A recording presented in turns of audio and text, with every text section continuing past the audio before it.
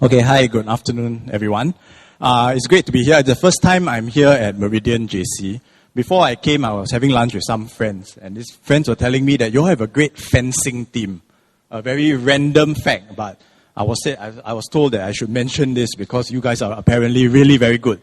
Okay, today we are doing fencing of a different type here.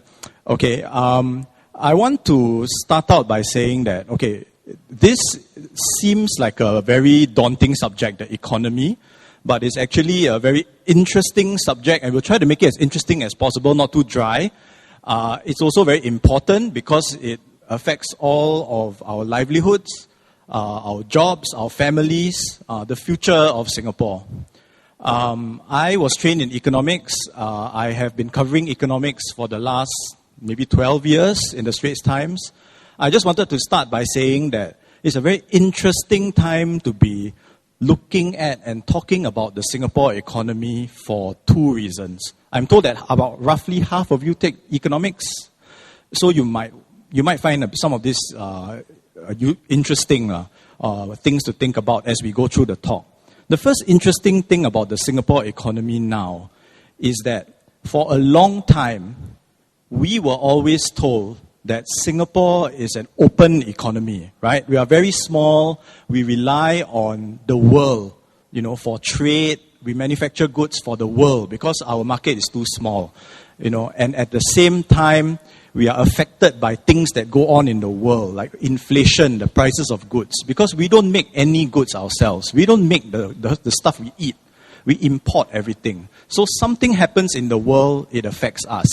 So if we have economic problems, it is because of the world, the global economy, right? Unfortunately now, it's very interesting in Singapore that if you look at things like whether there is a shortage of labor or whether there is inflation now, inflation is rather high now, these problems were not created so much by the world out there, but by ourselves. So this is the first time in a long time that our economic problems were largely created at home, as opposed to somewhere generated around the world, even though we are an open economy. I don't know whether Aaron will go into that, but that's one thing that's interesting about now.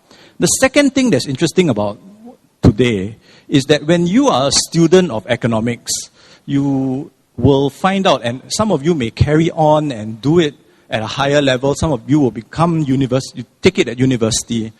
You can't help but feel that economics and politics are intertwined. Okay? And for a long time when I was studying economics, we were told that, economics is economics, politics is politics, right? But not anymore in Singapore. I think that the Singapore economy today is, not to a large extent driven by political realities that have changed in the last 5 years. For example, Singaporeans have, developed this reaction to there being too much foreign labor in Singapore. And because of that, the government has tightened foreign labor. And because of that, companies cannot find the labor they want. And because of that, the economy is slowing down. The latest figures are that the economy actually shrank very slightly, 0.6%, but it shrank in the first quarter of this year. Okay, so with those 2 points, that Singapore, the economy today is no longer so, the problems are not created by the world, but by ourselves. And the fact that economics and politics are now more intertwined in Singapore than ever before, that's the backdrop that to which we are talking about the Singapore economy today. I'd like to introduce Aaron now, who will give us a presentation on the Singapore economy before we go into the Q&A. Thanks.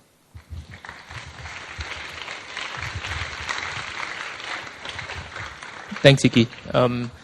Okay, so I tried to do something different today. I don't know if you heard of Brett Z. There's a lot of problems with the presentation, but if something happens, and just ignore it and just keep talking. So just listen to me instead of looking at the presentation. No, okay, so Iggy basically covered most of, I think, the key points of the Singapore economy and what the issues and challenges they're facing. And as he pointed out, it's going to be a really, really interesting and challenging period, not just for ourselves, working professionals, but certainly for you when you grow up, when you go into the working world, and you'll be faced with very tough and difficult choices both as a worker working here and as a citizen in your own country. So I just thought I'd start from the very beginning. Very, very simple look at what Singapore economy is. Singapore is really interesting. If you look at, so I just put out some countries over there. Look at the screen. Of these countries, just mentally arrange them in order of the size of GDP. Let's give you about 10 seconds.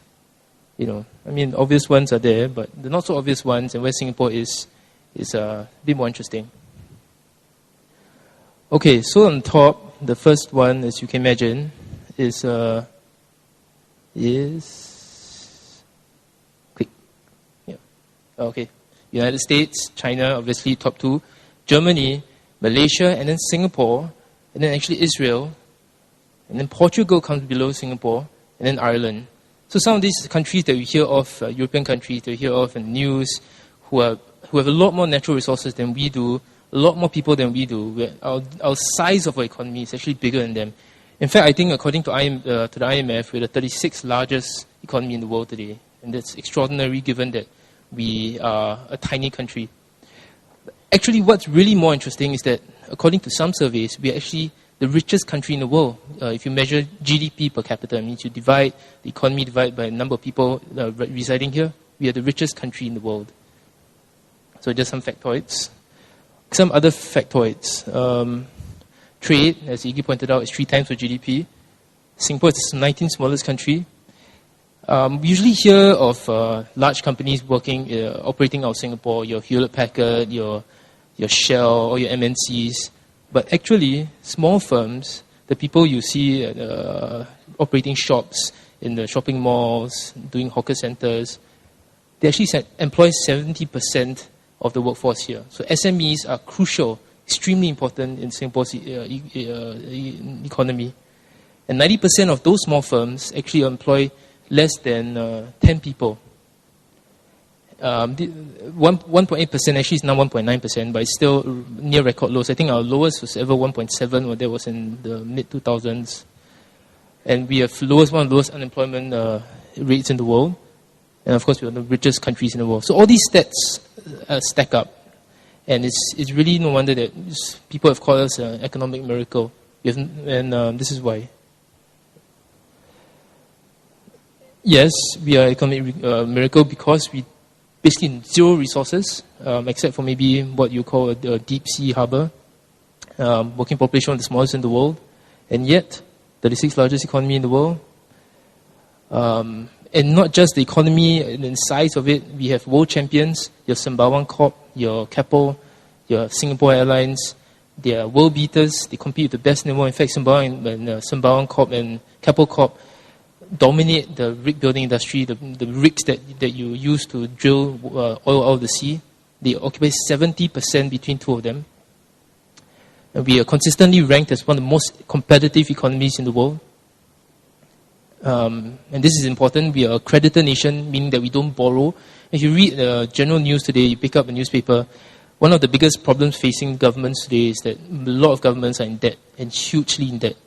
And it creates lots of problems. When governments are in debt, they can't spend, and they can't generate jobs. And it's a real problem. Youth unemployment, fortunately for Singaporeans here, is low.